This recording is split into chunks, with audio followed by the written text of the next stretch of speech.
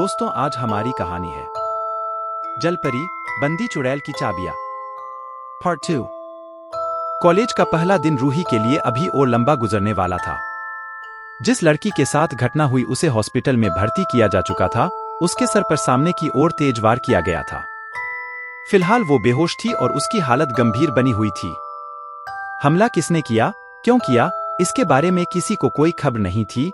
हालांकि यह बात और थी कि पूरे कॉलेज में अजीबोगरीब बातें फैल चुकी थीं।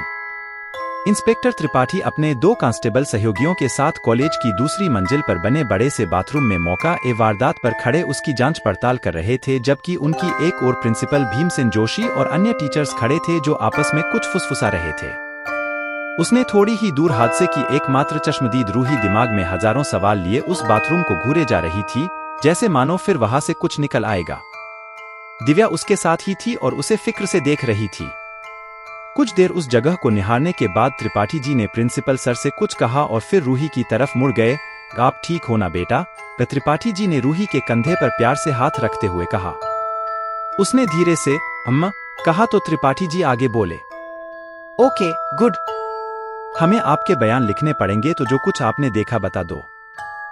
रूही ने एक पल उनकी आंखों में देखा, फिर थोड़ा झिझकते हुए बोली, जैसा कि मैंने बताया कि मैं पास वाले बाथरूम में थी, तब गेट खटखटाने और चीख की आवाज आई। मैंने बाहर आकर देखा तो उसके सर से खून बह रहा था और उसके अलावा वहां कोई और मौजूद नहीं था। मतलब कम से कम मैंने तो किसी को नहीं देखा। उसने अपनी बात खत्म की। ठीक है, बाकी हम देख लेंगे, अब आप लोग जा सकते हो। त्रिपाठी जी जबरन मुस्कुराए। घर पर मिलते हैं, उन्होंने आगे जोड़ते हुए कहा। रूही और दिव्या बाथरूम से निकलकर लंबे गलियारे से गुजरते हुए नीचे कॉलेज के बड़े से हॉल में पहुंच गए।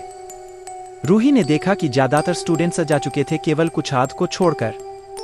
उसने और दिव्या ने जाने के लिए अपना बैग उठाया कि पास ही में एक और बैठे कुछ लड़कों के ग्रुप में से एक लड़का बोला, तो तुम पहले दिन ही फेमस हो गईं? क्यों? रूही ने मुड़कर देखा तो 4 लड़कों का ग्रुप था जो स्पोर्ट्स ड्रेसेज में थे। उसने इग्नोर किया और बढ़ने लगी, और वो मुच्छर, सुना है तुम्हारा बाप है? वो फिर से बोला और खड़ा होकर कुछ कदम रूही की ओर बढ़ा। पीछे उसके दोस्तों की खी खी करके की आवाजें सुनाई दी। दिव्या ने रूही के कंधे पर हाथ रखा, लेकिन वो गुस्से से दांत भींचते हुए उसकी ओर बढ़ी ही थी कि एक विशालकाय शरीर उन दोनों के बीच आ गया। उसके साथ एक औसत कदकाठी का लड़का और था जो उसके पास खड़ा हो गया। तुम अपनी हरकतों से बाज नहीं आओगे, क्यों? बीच में आए उस लड़के ने कहा तो सामने वाला उसके बिल्कुल नजदीक आते हुए बोला, जैसे उसकी नाक से नाक लड़ाना चाहता हो। और तुम विक्रांत, दूसरों के मामले में अपनी टांग अड़ाने से बाज नहीं आओगे जब तक कि मैं उसे तोड़ ना दूं। स्पोर्ट्स ड्रेस पहने लड़का कहते हुए गुस्से में गुर्राया। विक्रांत ने एक पल के लिए पीछे खड़ी रूही को देखा और धीरे से फुसफुसाया, तुम्हारे पापा मुझे जेल में तो नहीं डालेंगे ना?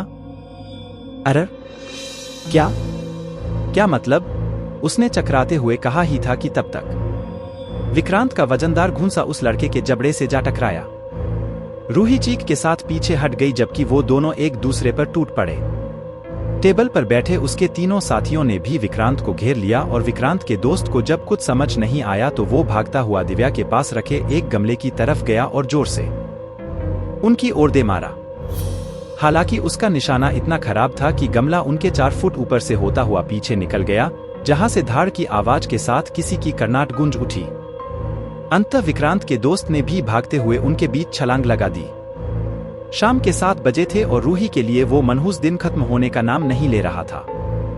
इंस्पेक्टर राजेश त्रिपाठी चौकी में बैठे किसी और केस की फाइल को घूर रहे थे, जबकि एक मोटा उम्रदराज सा दिखने वाला कांस्टेबल धीरेन उनके कंधे पर झुका हुआ था। उनके सामने बाईं ओर कतार से 4 स्पोर्ट्स वाले लड़कों के साथ विक्रम और उसका दोस्त खड़े थे, जबकि दाईं ओर पड़ी लंबी सी बेंच पर रूही दिव्या के साथ बैठी थी, जबकि उन्हीं के नजदीक एक स्टूडेंट और बैठा था, गोरा विदेशी, जिसके माथे पर गमले की तली का निशान बना हुआ था और एक आंख सूजकर लगभग बंद ही हो चुकी थी। तुम, क्या नाम है तुम्हारा? त्रिपाठी जी ने कुछ देर बाद नाक पर रखे चश्मे को हटाते हुए कहा। ध्रुव सर, रूही को छेड़ने वाले लड़के ने नीची आवाज में कहा। और यह मेरे टीममेट्स हैं, वेदांत, अक्षित और तेजस ब्रह्मा। मुझे पता है कि यह सब तुमने ही शुरू किया था, त्रिपाठी जी ने भारी आवाज में कहा तो ध्रुव ने नजरें नीची कर ली। उसके बाद उन्होंने विक्रांत की ओर देखते हुए कहा, और तुम? विक्रांत? सर।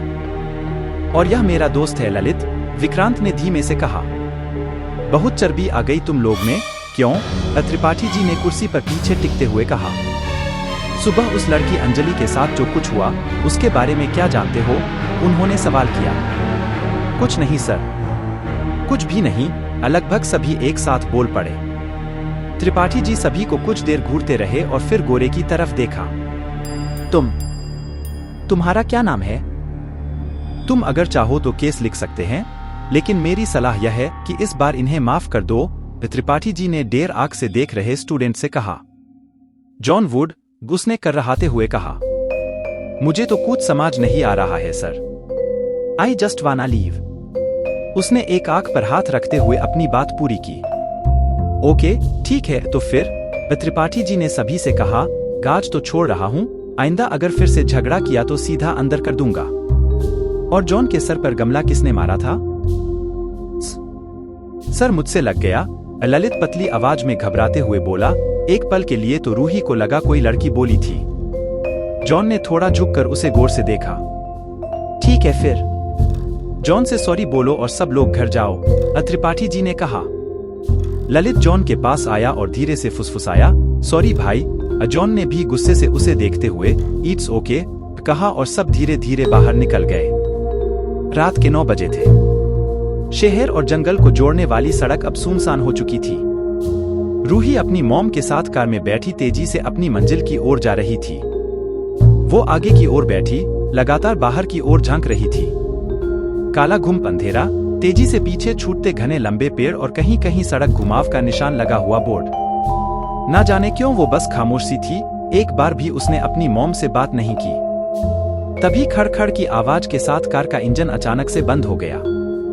मैं देखती हूँ, कहते हुए उसकी मॉम ने कार का बोनट खोला और उसमें झुककर कुछ देखने लगी। रूही कार की सीट पर बैठी थी, इसलिए बोनट खुला होने के कारण वो मॉम को नहीं देख पा रही थी। 5 मिनट गुजरने के बाद उसने आवाज दिया, ऑल ओके मॉम? लेकिन वहां से कोई आवाज नहीं आई। उसको थोड़ा अजीब लगा तो उतर कर देखने गई, लेकिन बोनट के पीछे तो कोई नहीं था। उसने घबराते हुए चारों ओर देखा। मॉम? उसने घुम अंधेरे में देखते हुए आवाज लगाई, आप वहां हैं क्या? जब कोई जवाब नहीं आया तो वह उस दिशा में थोड़ा आगे बढ़ी। उसने देखा कि वहां एक ढलान से नीचे की ओर रास्ता जा रहा है। उसने फिर आवाज लगाई और धीरे धीरे उस रास्ते पर आगे बढ़ने लगी। कुछ कदम चलने के बाद उसने देखा कि सामने एक बड़ा सा पेड़ है, जिसके पास ही दूर तक फैला हुआ एक तालाब है। एक अजीब सी खामोशी पसरी पड़ी थी वहां। अब उसे कुछ अच्छा नहीं लग रहा था, पर उसने हिम्मत करके फिर से आवाज लगाई, मॉम? कहते हुए उसने कुछ कदम आगे बढ़ाए। अचानक उसे तालाब के किनारे कोई बैठा हुआ दिखाई दिया। हालांकि कुछ भी साफ दिखाई नहीं दे रहा था। मॉम, क्या आप पानी लेने आई हैं? कहते हुए वो थोड़ा और नजदीक जाने लगी। अब वो इतना नजदीक थी कि उन्हें साफ देखा जा सकता था। वो उसकी मॉम नहीं थी, वो कोई और था। उसने सफेद रंग फ्रॉक पहने था और अपने मुंह को घुटनों में दे रखा था। रूही उसके इतनी नजदीक थी कि उसकी सिसकियां को साफ सुन सकती थी। ना जाने क्यों वो इतनी रात को यहां बैठी रो रही थी। एक पल के लिए वो ठिठकी, मगर फिर धीरे से फुसफुसाई, हे, कौन हो तुम? और यहां क्यों बैठी हो? अचानक से उसकी सिसकियां बंद हो गईं। ना ना ना ना ना ना ना ना। वो एक भी नभी-नाती हुई अजीब सी आवाज निकाली, जैसे दो लोग एक साथ बोल रहे हो। वो लगातार नीचे की ओर घूरे जा रही थी। रूही एक कदम आगे बढ़ी और डरते हुए उसके कंधे पर हाथ रखा। तुम ठीक तो हो ना? नहीं, एक भयानक आवाज के साथ वो तेजी से पलटी। उसकी दोनों आंखें गायब थीं और चेहरे पर ताजे खरोंचों के निशान थे, जिनमें से खून निकल रहा था। नहीं, अगली चीख इतनी तेज थी कि रूही तेजी से जमीन से टकराई और पसीने से लथपथ अपने बेड पर उठकर बैठ गई। एक बार फिर से वही सब। उसकी सांसें इतनी तेज थी मानो दौड़ लगाकर आई हो और दिल धम धम की आवाज के साथ तेजी से धड़क रहा था। उसने घबराते हुए खिड़की की ओर देखा, जहां पर दोनों पर्दे क्रॉस के आकार में हवा में झूले हुए थे। वो तेजी से बेड से उतरी और दरवाजा की ओर भागी, लेकिन अचानक से दरवाजा जैसे लॉक हो गया। उसने कई बार हैंडल घुमाया, लेकिन दरवाजा नहीं खुला। मॉम, अब वो बुरी तरह से डरते हुए चिल्लाई। धड़ धड़ धड़ उसने तेजी से दरवाजा पर घूंसे बरसाने शुरू कर दिए। मॉम, दरवाजा खोलो। अचानक से दरवाजा खुल गया और वो तेजी से कमरे बाहर निकली। उसने देखा कि उसकी मॉम तो अभी सीढ़ियों से चढ़ती हुई वहां पहुंचने वाली थी। मेरे रूम का गेट किसने लॉक किया था? ग्रूही ने चिल्लाते हुए कहा और रो पड़ी। अरे क्या हुआ बेटा? अलका जी ने हैरानी से उसके पास आते हुए कहा। और आपका रूम तो किसी ने लॉक नहीं किया। क्या बात है? बस आप मुझसे क्या चाहती हैं, इतना बता दें? ग्रूही ने मिसेस त्रिपाठी जी को जिम्मेदार मानते हुए कहा और रोते हुए दीवार से टिक कर नीचे बैठ गई। ऐसा नहीं है रूही, ना तो मैंने और ना ही किसी और ने आपका दरवाजा बंद किया है। देखो जरा, अगर बंद किया होता तो बिना लॉक टूटे खुल कैसे गया? अलका जी ने अपने ऊपर लगे इल्जाम का बड़ी शालीनता से जवाब दिया। और जबकि आपने देखा ही था कि मैं आपके सामने ही ऊपर आई हूँ। क्या यह संभव लगता है? यह बस आपका वहम है और कुछ नहीं। ग्रूही आंखों में आंसू लिए एक दो पल उन्हें देखती रही और फिर दोनों हाथों को अपने चेहरे पर रखते हुए धीमे से फुसफुसाई। ओह गॉड, यह क्या हो गया है मुझे? उसने बात खत्म की और फिर से भावुक हो गई। अलका जी आगे आई और प्यार से उसके कंधे पर हाथ रखते हुए ढांढस बंधाने लगी। उस घटना को 3 दिन बीत चुके थे और बीच बीच में रूही को वो ख्वाब दिखाई दे जाता था। हालांकि उसके अलावा उसके साथ कोई और घटना फिर से नहीं घटी थी, लेकिन फिर भी वो बुरी तरह से डरी हुई थी। दोपहर का समय था। रूही दिव्या के साथ कॉलेज में बने बड़े से कैंटीन के सामने गोल पत्थर की बनी खूबसूरत मेज पर बैठी कॉफी पी रही थी। वो एक सिप लेती और दूर कहीं किसी कोने में देखने लगती, जैसे मन के किसी कोने में झांकने की कोशिश कर रही हो। क्या हुआ तुम्हें? दिव्या ने उसकी खामोशी को पढ़ते हुए कहा तो रूही ने वर्तमान में आते हुए उसकी आंखों में देखा। यूं तो उनकी मित्रता बस कुछ दिन पुरानी थी, मगर वो एक कुछ दिन इतने लंबे थे कि मानो वो वर्षों पुराने दोस्त हों। कुछ नहीं, ग्रूही थोड़ा झिझकी और फिर बताने लगी। लगातार कुछ दिनों से अजीब से ख्वाब आ रहे हैं, बहुत ही डरावने। कहते हुए वो फिर दूर देखने लगी। किस तरह के अजीब? क्या देखा तुमने? दिव्या ने उत्सुकतावश पूछा। मां, मैं एक लड़की को देखती हूं जिसका चेहरा खून से सना होता है और वो बस एक ही चीज बोलती है, नहीं, सिर्फ नहीं, बस। यह बहुत डरावना होता है सच में। रूही ने उसकी ओर बेबसी से दिखते हुए कहा। ओके, तो तुम एक लड़की को देखती हो जो जख्मी होती है, राइट? और वो बस एक ही शब्द नहीं बोलती है। दिव्या ने उसकी बात को दोहराते हुए कहा। तो क्या यह किसी तरह का संकेत हो सकता है? हो सकता है इसका कोई मतलब हो, किसी तरह का कोई इशारा। पर क्या? कुछ समझ नहीं आ रहा, ग्रूही ने दिमाग पर जोर डालते हुए कमजोर लहजे में कहा। वो दोनों कुछ देर सोचते रहे। ओके, ठीक है। हो सकता है वो बस यूं एक ख्वाब हो, दिव्या ने माहौल को हल्का बनाते हुए कहा। तो उसके बारे में सोचकर इतना परेशान मत हो तुम, ओके? ग्रूही ने नकली मुस्कान होंठों पर लाते हुए में सर हिलाया और कॉफी का एक सिप लिया। मैं आई सिट हेयर। अचानक से आवाज आई तो दोनों ने नजर उठाकर देखा। वो जॉन था। उसकी आंख लगभग पूरी तरह से खुल चुकी थी। उसने भी हाथ में कॉफी ले रखी थी और हल्की मुस्कान लिए उन्हें देख रहा था। यस प्लीज, ग्रूही ने कहा तो थैंक्स कहता हुआ बैठ गया। कैसे हो अब? ग्रूही ने आगे कहा।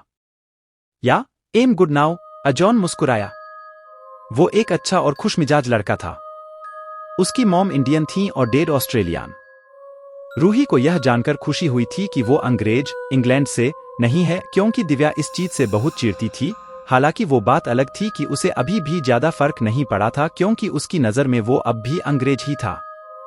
तुमको पता चला? वो लड़की अंजलि। उसको होश आ गई है, जॉन ने उनकी ओर देखते हुए कहा। क्या सच? ग्रूही की आंखों में चमक जैसे लौट आई हो। हमें उससे मिलना चाहिए। उसने दिव्या को सब सच बता दिया था। दिव्या ने ठीक है कहा और हॉस्पिटल जाने के लिए मान गई। कोई फायदा नहीं है, जॉन ने मुरझाई सी आवाज में कहा तो रूही ने चेहरे पर कई सवाल तैर गए और होंठों से एक ही शब्द निकला, पर क्यों? लोगों का कहना है कि वो पागल हो गई है। वो जब होश में होती है तो ठीक होती है एंड जब सो रही होती है तो एक ही वर्ड को बोलती रहती है, जॉन ने अफसोस के साथ कहा। क्या? क्या कहती है वो? रूही और दिव्या के गले में जैसे सांसें अटक गई हों। जॉन ने एक पल के लिए उन दोनों को घूरा और फिर कॉफी का सिप लेते हुए बोला, बस। नहीं। कहानी जारी रहेगी। दोस्तों, यह है हमारी आज की कहानी। हमारा अगला भाग बहुत जल्द आएगा। इसके लिए हमारे YouTube चैनल को सब्सक्राइब करें।